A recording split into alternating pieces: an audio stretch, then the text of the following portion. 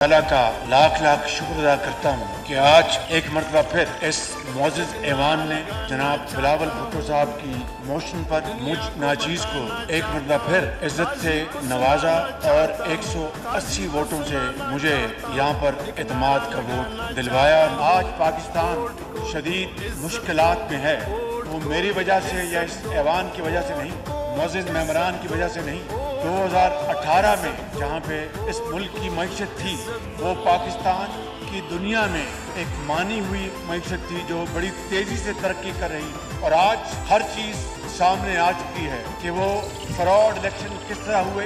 तारीख में पहला इलेक्शन था कि देहातों से चंद घंटों में नतायज आने शुरू हो गए और शहरों के नतायज कई हफ्ते महीनों इल्तफा का शिकार हो गए।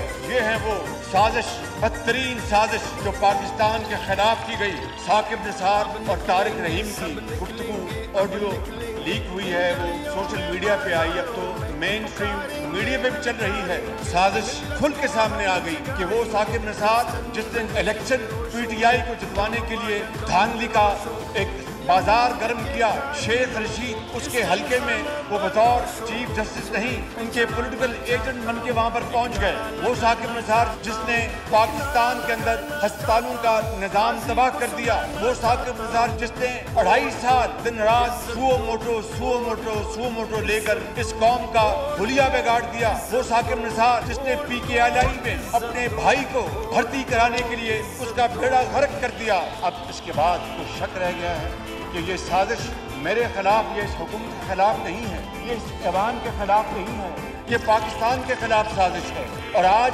पार्लिमान के फैसलों को चैलेंज किया जा रहा है। मेरा फर्ज है कि पार्लिमान के फैसले का एहतराम करना, मेरा फर्ज है कि मैं इनके साथ खड़ा हूँ। जो फैसले इन्होंने किए हैं, जो करारदादें इन्होंने पास की हैं, मैं और मेरी हुकूमत इनके साथ खड़ी है। मैं इनका मान नहीं तोड़ूंगा और इनके साथ खड़ा हूँ। हर सूरत पार्लिमान कानून बनाए और कानून अपनी शक्ल इख्तियार करने से पहले अदलिया उसको स्टे ऑर्डर दे दे, ये हो नहीं सकता।